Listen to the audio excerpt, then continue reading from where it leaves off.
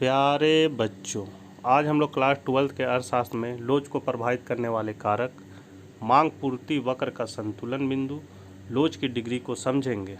शुरू करने से पहले आपसे निवेदन है कि जो कोई मेरे चैनल पर नए हैं वे कृपया करके चैनल को सब्सक्राइब कर दें, बेल आइकन को दबा दें, जिससे मेरे प्रत्येक वीडियो की नोटिफिकेशन आपको मिलती रहेगी।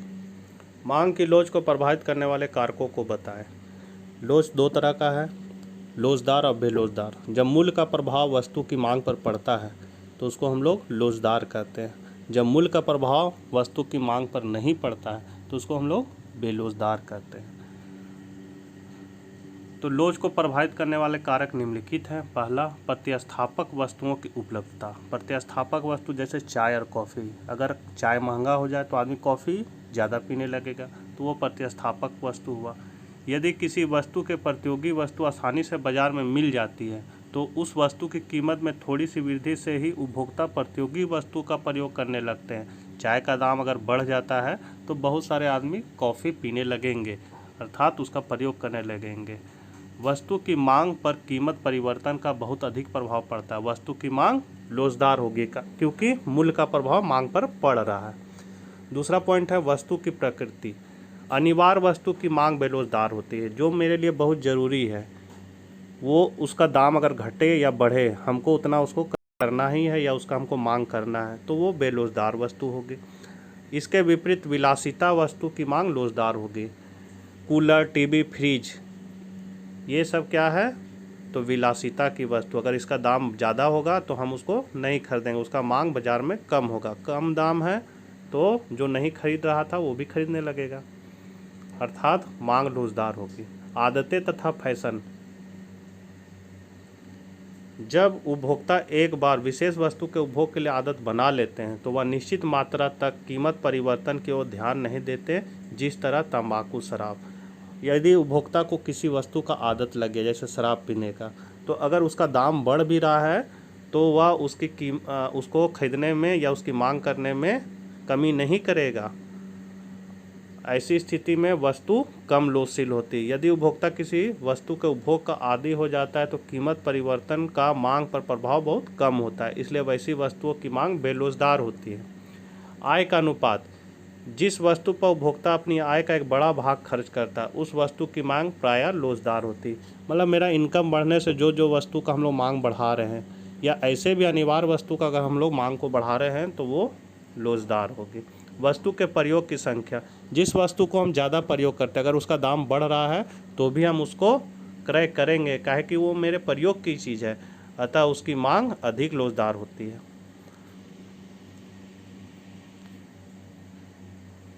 अगला क्वेश्चन है, एक उपभोक्ता किसी वस्तु की कीमत 3 रुपया प्रति इकाई रहने पर 40 इकाइयाँ खरीदता है। जब कीमत बढ़कर 4 रुपया प्रति इकाई हो जाती तो उसकी 30 इकाइयाँ खरीदता है। कुल व्यय प्रणाली द्वारा मांग की लोच की माप करना। ये क्वेश्चन एग्जाम में आया है और आ सकता है, ध्यान दीजिए। तो सबसे पहले हम लोग कुल व्यय प्रणाली का सूत्र को जानेंगे। तो कुल व्यय बराबर क्या होता है? कुल व्यय बराबर मूल्य गुने मात्रा, अर्थात मूल्य को मात्रा से हम गुना कर देंगे तो कुल व्यय लिख लेगा।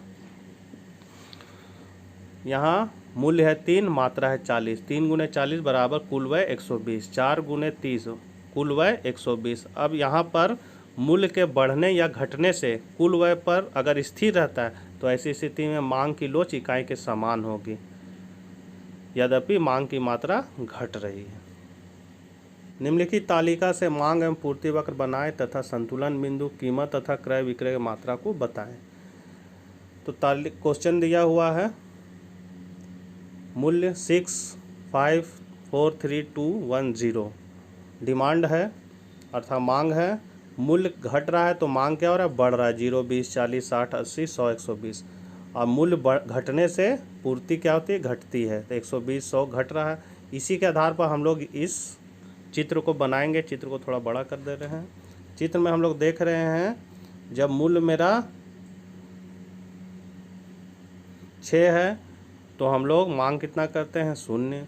जब मूल्य घटकर 20 हो जाता है, मूल्य जब 5 होता है तो हम लोग कितना मात्रा? 20 मात्रा, तो 5 यहाँ और 20 यहाँ। इसी तरह 4 पर 40, 40 और 4 यहाँ बिंदु लगाएंगे, सब बिंदु को मिलाएंगे तो हमको डी डी वक्र प्राप्त होगा। उसी तरह 6 पर 120, तो हमको 6 पर 120 कहाँ है, यहाँ, और 6 यहाँ, यहाँ बिंदु लगाएंगे। 5 पर 100 मतलब यहाँ बिंदु लगाएंगे।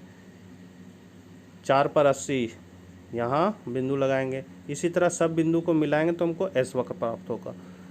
मांग आपूर्ति वक्र आपस में कहाँ बराबर हो रही, ई बिंदु पर। इस बिंदु पर मांग आपूर्ति 60 है और मूल्य 3 है, अतः ई संतुलन बिंदु है।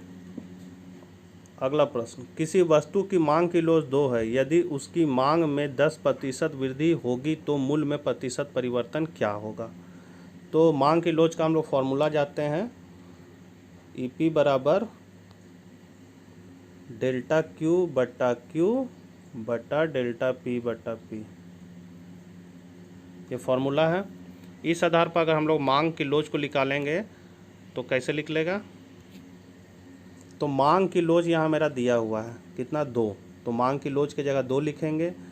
यदि उसकी मांग में 10% वृद्धि हो रही तो मांग मात्रा में प्रतिशत परिवर्तन कितना होता है, 10 बटा मूल्य में प्रतिशत परिवर्तन क्या होगा, तो इसको निकालना है, इसलिए इसको मूल्य में प्रतिशत परिवर्तन लिख दिए।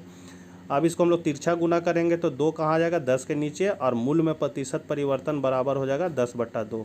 2 से इसको हम भागा लगाएंगे तो 5%, अतः मांग की लोच के मतलब मूल्य में प्रतिशत परिवर्तन कितना होगा, 5%। अगला प्रश्न, निम्न मांग वक्रों की मांग लोच डिग्री कितनी है। ओ एक्स अक्ष के समांतर सीधी रेखा, ओ वाई अक्ष के समांतर सीधी रेखा, बाएं से नीचे की ओर ढालू सीधी रेखा के मध्य बिंदु पर। तो हम लोग जानते हैं कि ये है मेरा एक्स अक्ष और ये इधर होता है वाई अक्ष, और एक्स अक्ष के समानांतर अगर हम रेखा खींचेंगे तो यहाँ पर क्या है, मूल्य में अगर थोड़ी सी वृद्धि हो जाए तो उसका मांग घटकर 0 हो सकती है, और मूल्य में थोड़ी सी कमी होकर उसकी मांग में अनंत वृद्धि हो सकती है, इसलिए इसकी डिग्री होगी मांग की लोच अनंत। एक समांतर बिंदु पर मांग की लोच क्या होगी, तो ये है एक्स अक्ष और इधर है वाई अक्ष, और वाई अक्ष के समानांतर। तो यहाँ पर वाई अक्ष के समांतर बिंदु से पता चलता है कि मूल्य का प्रभाव मांग पर नहीं पड़ता है। मूल्य अगर बढ़ता है तो भी मात्रा OM ही रहेगा, और घटेगा तो भी OM ही रहेगा, बढ़ेगा तो भी OM ही रहेगा, अर्थात इसमें मांग की लोच क्या होती है, 0 होती है। उसी तरह बाएं से दाएं नीचे की ओर ढालू, तो बाएं से नीचे ढालू सीधी रेखा के मध्य बिंदु पर मांग की लोच क्या होती है, इकाई के बराबर। अगर हम लोग नीचे की ओर आते हैं तो यहाँ पर मांग की लोच क्या होगी, घटते घटते कम होगी, अर्थात मांग की लोच इकाई से कम, और यहाँ पर अक्ष पर मांग की लोच 0 होगी। ऊपर की ओर जाएंगे मध्य बिंदु से तो मांग की लोच इकाई से अधिक होगी, और बढ़ते बढ़ते यह मांग की लोच अनंत होगी। अगला क्वेश्चन, समान और घटिया वस्तु के अर्थ बताएं। तो समान वस्तु उन वस्तुओं कहते हैं जिनकी आय बढ़ने पर उपभोक्ता उसकी मांग को बढ़ाते हैं, इसे धनात्मक आय प्रभाव भी कहते हैं। घटिया या निम्न कोटि की वस्तु, जब उपभोक्ता का आय बढ़ता है तो वह उसकी क्रय की मात्रा को कम कर देता है या उसकी मांग को घटाने लगता है, इससे आय और मांग में ऋणात्मक संबंध पाया जाता है। ऐसी वस्तुओं को हम लोग घटिया या निम्न कोटि की वस्तु कहते हैं, इसे ऋणात्मक आय प्रभाव भी कहते हैं। प्रश्न या उत्तर समझने में किसी तरह की दिक्कत हो तो मुझे कमेंट बॉक्स में ज़रूर लिखें। धन्यवाद।